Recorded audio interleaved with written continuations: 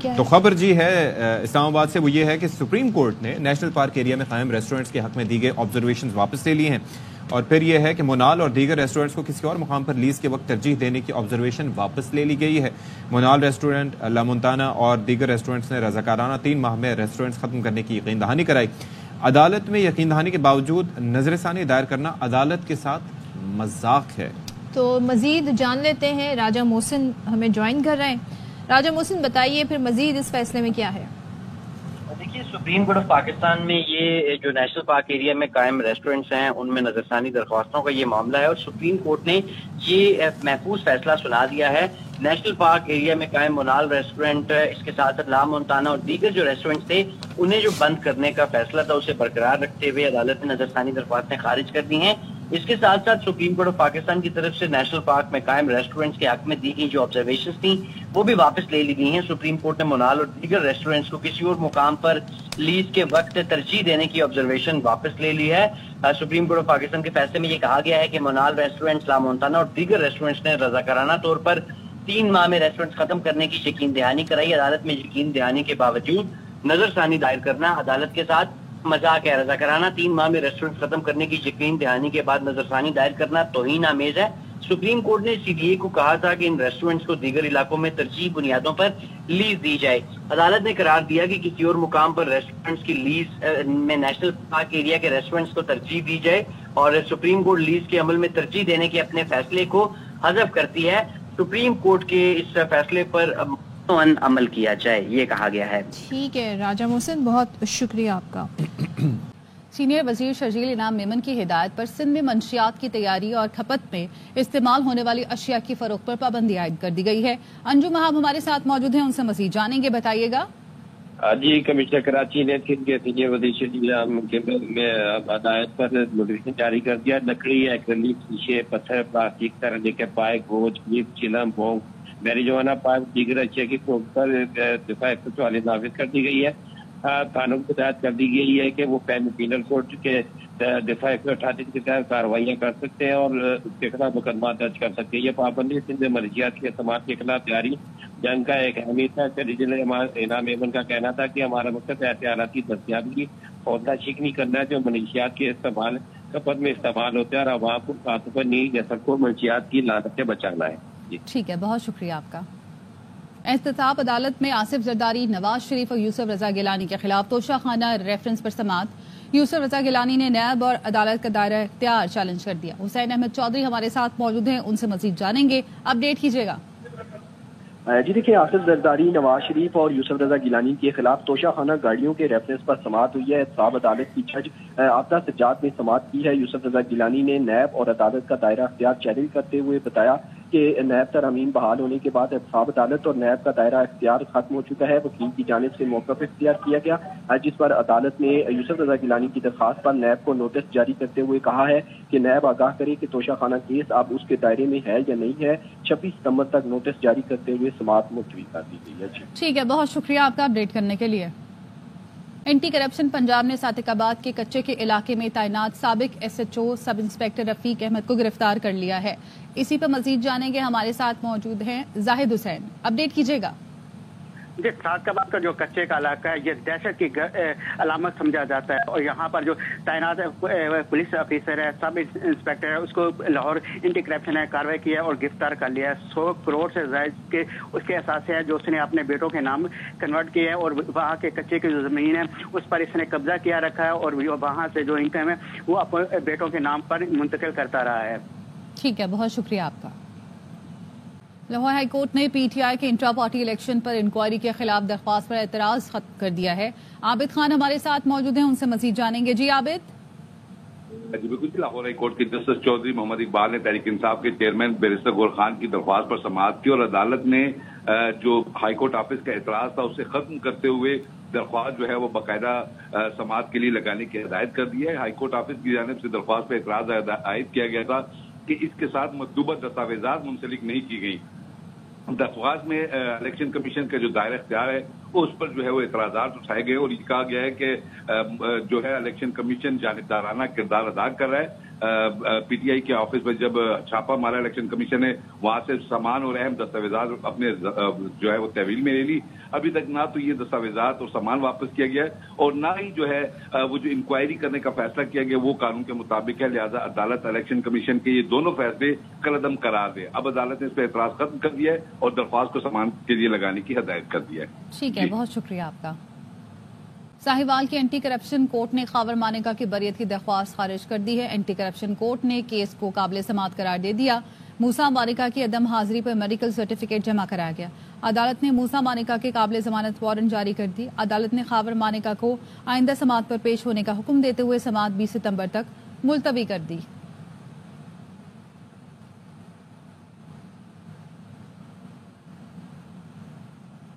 آغاز میں بات کریں گے بھارت کی جانب سے پاکستانی دریاؤں پر متنازع آبی منصوبوں کی تعمیر پر پاکستانی اعتراض آج ہیگ میں غیر جانبدار ماہر کی سطح پر سنا جائے گا.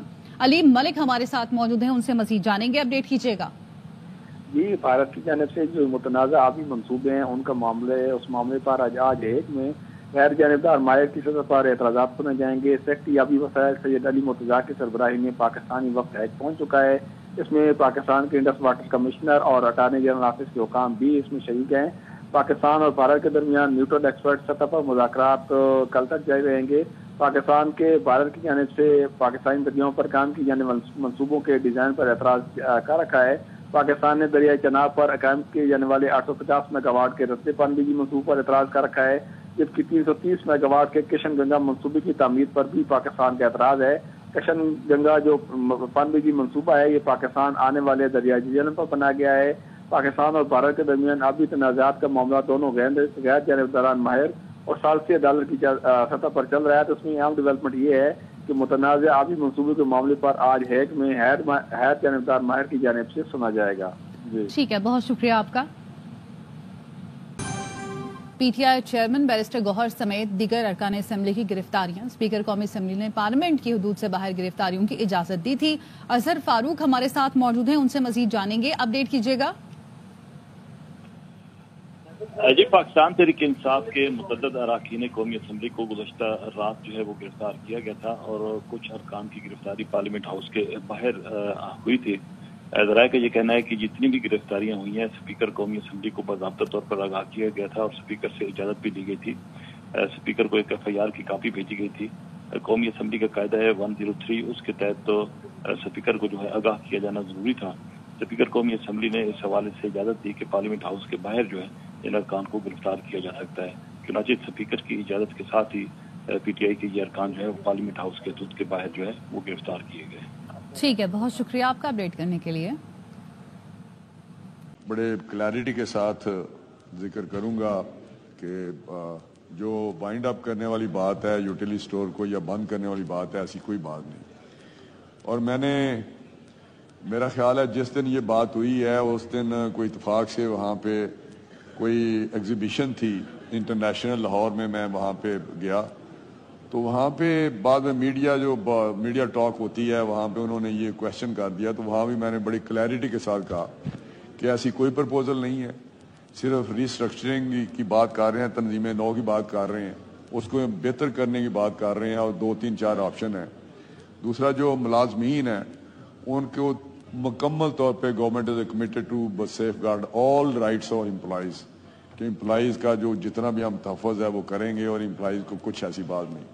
اس کے بعد یہاں پہ کچھ ایجیٹیشن ہوئی, بیٹھے, جس کی مجھے کوئی سمجھ نہیں. مجھے وہاں لاہور میں گھر پہ ہی ملتے رہے کیونکہ کچھ ایسے کوئی میرے گھر پہ کچھ ایسا ہوا تھا ثانیہ. تو وہاں جب وہ آئے تو وہاں پہ بھی بات انہوں نے کی تو میں نے بڑے بتایا تھا. تو پھر رانا ثناء اللہ صاحب ان کو ملے اور وہاں پہ انہوں نے کہا کہ وہ منڈے کو آئیں گے اور بات کر لیں گے. پھر میرے ساتھ ان کے لیڈرز آئے, وہاں ملے اور وہاں پہ بھی بات ہوئی تو وہ چلے گئے ساری بات سن کے کہ جی ٹھیک ہے یہ بالکل ہمیں منظور ہے. لیکن ریسٹرکچرنگ کی جو بات کرتے ہیں اس پہ بھی ہم نے کہا کہ جتنے بھی اسٹیک ہولڈرز ہیں انکلوڈنگ ہمارے امپلائیز جو ان کے لیڈر ہیں آپ کے ساتھ بیٹھیں گے اور آپ کے مشورے سے آگے چلیں گے. اور یوٹیلیٹی سٹور کی افادیت ہے, یہ ایک اسینشیل جو سروسز والا ادارہ ہے, جو ایس او ایز کا جو لا ہے وہ بھی کہتا ہے جو اسینشیل ڈکلیئرڈ سروسز ہیں یا ادارے ہیں وہ ان کو نہیں بند کیا جائے گا, نہ ان کو کوئی اس طرح کا جس طرح یہ کنسیڈر کر رہے ہیں یا امپریشن ہوگا. تو میرا خیال ہے ایسی کوئی بات نہیں, لہذا اس پہ جو زیادہ جو چلی ہوئی ہے ایک تھوڑی سی بے چینی بڑی ہوئی ہے, اس میں کوئی شک نہیں, پبلک میں بھی ہے اور امپلائیز میں بھی ہے, لیکن اس کو بند نہیں کیا جا رہا. سر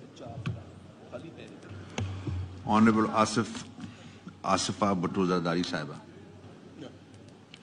you asked one question. جی. I would welcome the government's decision to take back this decision of closure of utility stores, but I would like to say that this was part of a cabinet decision. So if the cabinet is going back on the decision of closure of utility stores, I would urge the honourable member to please take the House into confidence and show us the document showing proof that we will not be going down this trajectory. Thank you so much. جی minister صاحب. میرا خیال ہے یہ جو بات cabinet کی ہوئی ہے وہاں پہ کچھ میں شاید ادھر نہیں تھا, لیکن کچھ ایک ایسا لفظ آیا جیسے لکھا ہے کہ winding up along with other options. تو میں as a minister in charge utility store میں نے بڑی کلیئرٹی کے ساتھ مختلف سٹیجز پہ بات کی ہے, مختلف بات کی ہے. تو میرا خیال ہے وہ جو امپریشن ہے ابھی تو میٹنگز ہو رہی ہیں اور وہ ڈی اسٹرکچرنگ کی بات ہو رہی ہے, میرے ذہن میں بھی کوئی آپشن ہے کیونکہ میں نے جو اس کی ورکنگ دیکھی ہے. دیکھیے اسپیکر صاحب یہ 1971 میں اسٹیبلش ہوا تھا, بھٹو صاحب نے, بھٹو شہید نے ان کو اسٹیبلش کیا تھا, اور یہ ایک لوگوں کو ریلیف تھا جو عام آدمی ہے اس کو جو فوڈ آئٹمز ہیں یا 4-5-6 آئٹمز ہیں ان پہ ریلیف ملتا تھا, سستی چیزیں ملتی, سبسیڈائز تھیں. اس کے بعد اوور اے پیریڈ بہت سارے ادارے بنے, جس طرح بسپ ہے وہ ایک آ گیا جو, اور وہ بہت بڑا ایک اس کا والیوم ہے اور اس کی سیٹ اپ ہے. اس وقت 600 بلین, مور دین 600 بلین کی وہ بسپ کے ذریعے لوگوں کو ریلیف دیا جا رہا ہے. یہ یہاں تو میرا حال اس دفعہ ہم نے اس کے لیے جو سبسڈی کی رکھی ہے اماؤنٹ وہ 60 بلین ہے. 50 بلین جنرل سبسڈی ہے, 10 ہے رمضان پیکج کا, وہ ای سی سی نے اپروو کی ہے. اور فائنانس منسٹری کے ویب سائٹ پہ اب آج بھی چل رہا ہے کہ E C C approved the subsidy for utility store. اگر وہ کی ہے, یہ 15 دن کی بات ہے, تو پھر اس کو وائنڈ اپ کرنے کی یا بند کرنے کے لیے تو نہیں وہ اپروو کی. تو میں سمجھتا ہوں کہ اس کے بعد بیت المال بھی آ گیا, زکوٰۃ کمیٹیاں بھی آ گئی, ایک ٹائم تھا ضیاء الحق کا اس ٹائم پہ آئی. تو اب بہت سارے ریلیف دیے جا رہے ہیں, لیکن یہاں جو ریلیف دیا جا رہا ہے کیونکہ پرائم منسٹر بڑے فوکس تھے اس رمضان شریف میں بھی, انہوں نے اسپیشل پیکج دیا اور وہ خود وزٹ کرتے رہے. سارے منسٹرز کی انہوں نے ڈیوٹیاں لگائیں کہ آپ ڈفرینٹ ایریا میں جائیں گے اور یوٹیلیٹی اسٹور چیک کریں گے کہ چیزیں مل رہی ہیں, صحیح مل رہی ہیں, سپلائی ہو رہی ہے اور صحیح قیمت میں مل رہی ہے اور کوالٹی بھی. وہ خود بھی 5-6 جگہ پہ گئے, اتنے وہ انٹرسٹڈ تھے اور آج بھی اتنے ہی انٹرسٹڈ ہے ریلیف کے لیے جتنے اس وقت تھے. تو میں سمجھتا ہوں اس کا جو میکانزم ہے وہ بھی بنایا جا رہا ہے کہ کیا ڈیزرونگ لوگوں کو صحیح وہ مل رہی ہے کہ جو سبسڈی ہے, یا میں یا دوسرے لوگ یا تیسرے لوگ اس کو یا کوئی اور لوگ اس کو سے فائدہ اٹھا رہے ہیں. تو میرا یہ بہتر چیزیں کی جا رہی ہیں, اس کو بہتر طریقے سے آگے لے کے جا رہا ہے تاکہ لوگوں کو صحیح ریلیف ملے جس مقصد کے لیے 1971 میں یہ اسٹیبلش کیا گیا تھا. تو میرا حال ہے یہ ایسا کوئی چیز نہیں ہے, چیزوں کو بہتر کیا جا رہا ہے, کمیٹیز کام کر رہی ہیں اور اسی پہ نہیں اور بھی بہت سارے اداروں پہ کام کر رہی ہیں. اسپیکر صاحب, ہم اسرائیل میں نہیں پاکستان میں ہیں. آپ کے کولیگز صاحبزادہ صاحب, شفقت بھائی, عامر ڈوگر صاحب, شیخ وقاص صاحب, مولانا نسیم صاحب, انہوں نے اس پارلیمنٹ میں کل رات پناہیں لی ہیں. وہ چھپتے پھرے یہاں پہ کسی کمرے میں نہ مل جائے اور پھر مسجد سے اٹھا لیا گیا مولانا نسیم صاحب کو. حملہ اسپیکر صاحب آپ پہ ہے, یہ حملہ وزیر اعظم شہباز شریف صاحب آپ پہ ہے, یہ حملہ شہید بے نظیر کے بیٹے بلاول صاحب آپ پہ ہے, آپ کی سیاست پہ ہے. علی محمد خان قومی اسمبلی میں اظہار خیال کر رہے ہیں. علی صاحبزادہ صاحب بھی موجود ہیں. پوائنٹ آف آرڈر پہ جی بات کیجیے. بہت کچھ ہوا ہے رات کو, 4-5 منٹ تو دیجیے گا. جی بتائیے. شفقت صاحب اور ساتھ میں محمود بھائی, اچکزئی صاحب بھی, علماء کرام کے نمائندے مولانا صاحب سب یہاں موجود ہیں. کل رات جو پارلیمنٹ کے ساتھ ہوا ہے, جہاں اسپیکر صاحب جمہوریت میں, سیاست میں اریسٹ بھی ہوتے ہیں. آپ کے اس چھوٹے بھائی کو 7 بار اریسٹ کیا گیا بغیر کسی گناہ کے, چھٹ بھی گئے. پکڑ دکڑ 4 جیلیں دیکھی, ڈیتھ سیل دیکھے, اڈیالہ کا ڈیتھ سیل دیکھا جہاں ممتاز قادری صاحب کو رکھا گیا, پشاور کا ڈیتھ سیل دیکھا جہاں صوفی محمد صاحب کو ایک زمانے میں رکھا گیا تھا. لیکن ہوتا ہے سیاست میں, برداشت کرنا پڑتا ہے اپنے ملک کے لیے, اپنے کاز کے لیے. پیپلز پارٹی کے دوست بیٹھے, آپ نے تو لیڈر کی قربانی دی ہے, آپ کے بھی لیڈر کو جو ہے گرفتار کیا گیا, آپ بھی تکلیف سے گزرے. لیکن کل رات آج میرا مقدمہ جمہوریت کا ہے. جناب اسپیکر صاحب, عمران خان صاحب جیل میں ہیں, 4 گولیاں کھا کے. آپ کا بھائی ہے, نظریاتی اختلاف ہے, لیکن اس ملک کا سابق وزیر اعظم ہے. میں نے شہباز شریف صاحب سے جب یہاں تشریف فرما تھے 2 مہینے پہلے, یہی بات میں نے کی تھی کہ شہباز صاحب, آپ کا اور خان صاحب کا نظریاتی اختلاف ہے, لیکن بطور کولیگ اینڈ بطور آپ اس وقت اپوزیشن لیڈر تھے, he was your prime minister. آپ کو یہ بات کرنی چاہیے تھی کہ میرے سابق وزیر اعظم سے اختلاف ہیں, لیکن ان کو جو بدن میں گولیاں لگی ہیں میں اس کی انویسٹیگیشن کروں گا. لیکن آج میرا مقدمہ عمران خان صاحب کا بھی نہیں ہے.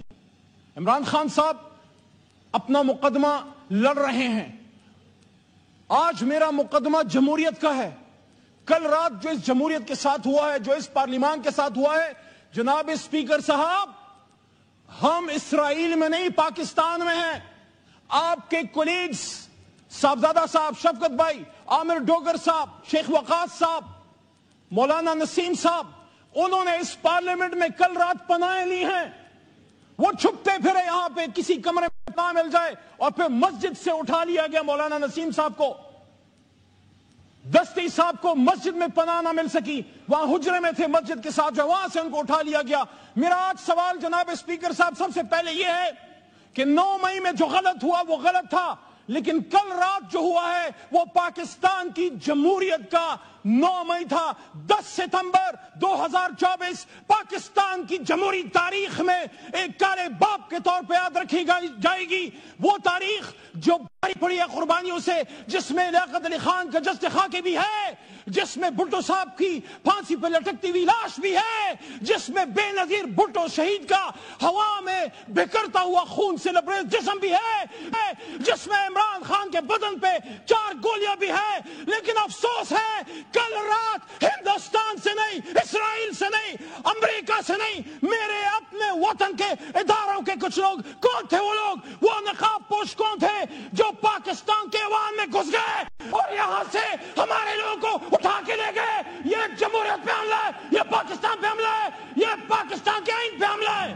اسپیکر صاحب, پاکستان کا آئین میں ڈیمانڈ کرنے لگا ہوں, پاکستان کے پارلیمان میں 25 کروڑ عوام کی ترجمانی کرتے ہوئے عمران خان کے ایک ادنا سپاہی کے طور پہ کل رات جس نے پارلیمنٹ پر دعویٰ بولا ہے, جہاں جہاں سے آرڈر آیا ہے, اگر آرٹیکل 6 لگانا ہے تو ان پہ لگاؤ, ان پہ لگنا چاہیے, کیونکہ کل آپ ادھر تھے آج وہاں ہیں, کل ہم وہاں تھے آج ادھر ہیں.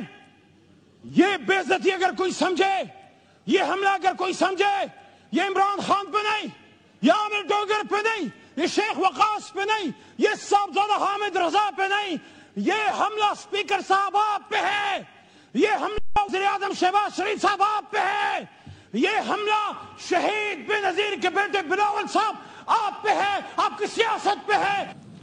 قومی اسمبلی کا اجلاس جاری ہے. پی ٹی آئی رہنما علی محمد خان اظہار خیال کر رہے تھے. انہوں نے کہا کہ مجھے 7 مرتبہ بے گناہ گرفتار کیا گیا. سیاست میں کیا ایسا ہوتا ہے؟ کل جو پارلیمنٹ اور ملک کے ساتھ ہوا پوری قوم نے دیکھا.